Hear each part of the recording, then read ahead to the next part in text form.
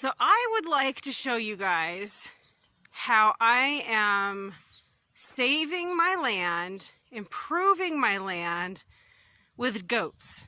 We have dairy goats and we've had market meat goats like the Boer and Kiko. But I want to show you guys, like, goats get a really bad rap. You know, a lot of people are all about the cows and the sheep and the chickens. But I want to show you guys what we have done on our land in just over 7 years with the power of goats. So right now you see where the goats are at. It didn't always look like this. When we first moved here, you see this ground, see all of the weediness. I'm battling the cheatgrass and foxtail. Our pasture was a lot of this, but let me show you something else. You see this? Hi, Z. See, she's in here helping. Do you see this? This is what my pasture looked like when we first moved here. This is all nasty weeds that aren't going to feed my animals. Now the goats, like you can see Z over here, she enjoys chewing on some of these, but she's being really picky. Like this weed here in front of us, the sticky stuff, she's eating it, but that's not what she wants. Now she loves, we call that Chinese lettuce. It's got a different name, but she loves that. But anyway, this is what my pasture looked like when we first moved here nearly 8 years ago. This isn't pasture, this is a nasty weed patch. And something else that we've had to battle, here's one, but you see this? This is catnip. A whole lot of catnip. Now, so here's a mullein. I love the mullein, but we'll let the goats can eat that, it's fine. You see around this mullein, this is clover. We did not have clover, a lot of it, when we first moved here. So this is a white clover, and we have purple clover growing in here. Clover is a sign that Mother Nature is trying really hard to feed the soil. The soil is lacking nitrogen, and what Mother Nature is doing is fixing the problem. So this was a trial run over here, because I kept seeing and hearing people saying chickens are the answer if you don't have cows or sheep. And I was like, okay, let's try it. So 2 years ago now, I created this pen for poultry, and I let the poultry just go crazy in here. So I do see some improvement. Instead of just being foxtail and this feathery weed and a bunch of the buttonweed and stuff like that, I do have some sections here where the other grasses have moved in.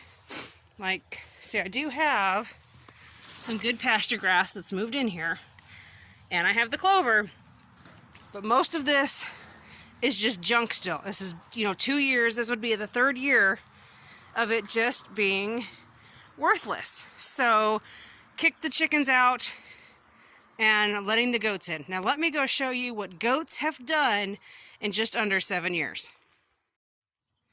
So this is what I was showing you that I had 7 years ago, nearly 8. And I have actually mowed this down because we're trying to contain and get rid of the foxtail, the cheatgrass, those nasty grasses that are very bad for animals. I mean, they do nothing for them. When they're young grass, yeah, they can eat it, it's fine.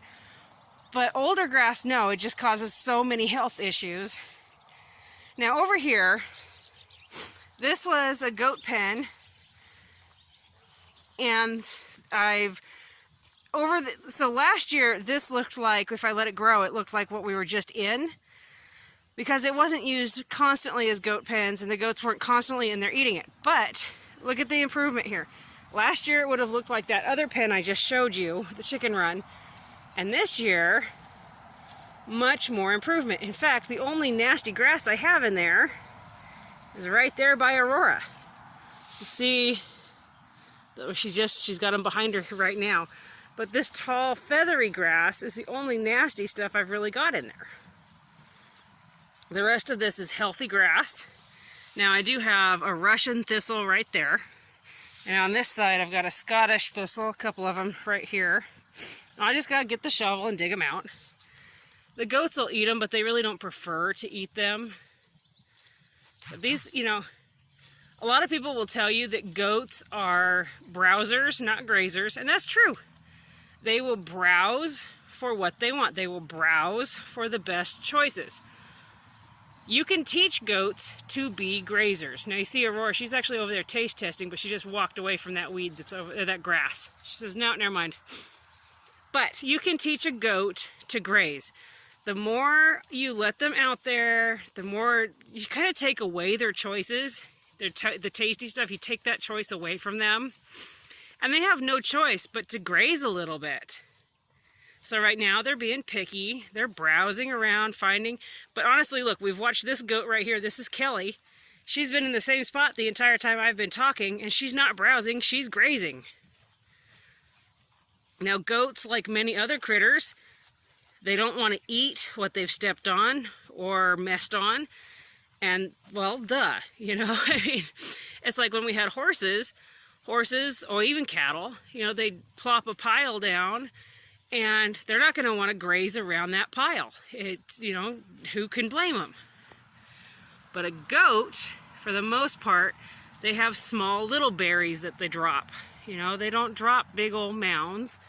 They drop little berries for you. And it breaks up into the soil very, very quickly, feeding the soil. And you've just improved your pasture very quickly without the need of having to go out there with a rake, a shovel, a tractor, and pick up or break up the manure. So Barbara, she's taste testing that grass too. Now watch. She's gonna pull it. That one's still soft. Those seeds haven't really set on those heads. And so she's gonna pick at it. And that's pretty cool. You know, I watched Aurora, she didn't want it, but Barbara, now Barbara's pregnant. You see her tail back there. She's got her tail hooked down. She's due very, very soon. And so those seed heads offer a lot more nutrition because they're a seed. You know, it's like grain. They're offering a lot of nutrition right now that clearly she's needing here at the end of her pregnancy. But for the most part, we watch the other goats who are not bred totally ignore that grass that Barbara is enjoying right now.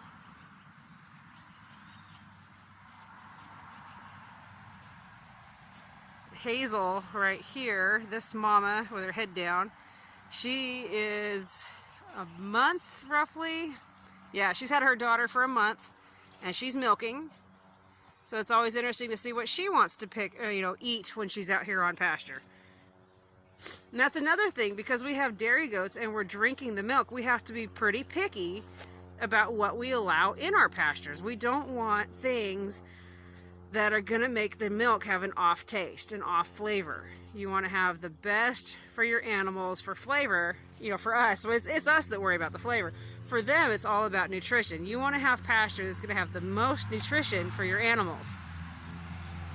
Now, 2 years ago, and again last year, we seeded our field. This is not it.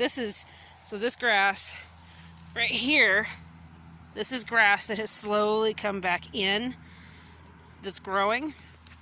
But we did seed from a seed mix. We picked it up at our local D&B supply, and we seeded our pasture with a dry land pasture mix. Because even though I get irrigation once a week, most of the time, our pasture gets pretty dry and pretty cooked many times during the year. So, open the gate, go to the front field here. This pasture, see, I'll show you some of this grass. This grass is a result of seeding.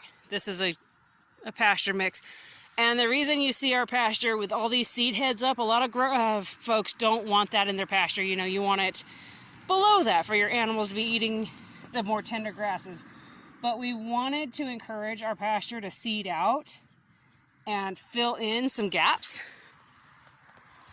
Now over here, let's look down here. I've still got clover, but I don't have clover as bad as I did before. Here's a purple clover. We've got a lot of different things growing out here. And we have some spots that are a bit rough, like, and you can see all the grass growing, and then there's a spot where the grass isn't as tall. We've also got in here the goats. When I let them out here, they love it. So they pick it first with the alfalfa. And it's good for the soil. It's also a heavy feeder. It'll deplete your soil very quickly, but it's also good for the soil in many ways. Another spot we have out here that's really bare, and this is due to a water issue. The way our land is sloped in such a way that this spot became a trouble spot and was dry. So you can see the alfalfa is trying to grow, and we got some weeds in there trying to grow, and some grass is trying, but clearly I had an issue. So over the last early spring and fall, in winter, when I had the goats out here to eat the pasture and fertilize, I actually fed a lot of their hay over here to encourage any seeds from the hay to take hold in here. Yeah, and it looks like it might have worked. But this, ladies and gentlemen, don't let people tell you need a cow and chickens or whatever to have the healthiest pasture you can. I'm sure, obviously we see the results. Watch Joel Salatin, watch Justin Rhodes. They've had beautiful, phenomenal results running cattle, chickens, sheep, etc. But don't let people give those goats a bad rap. Look what we've done with goats here in 7, almost 8 years.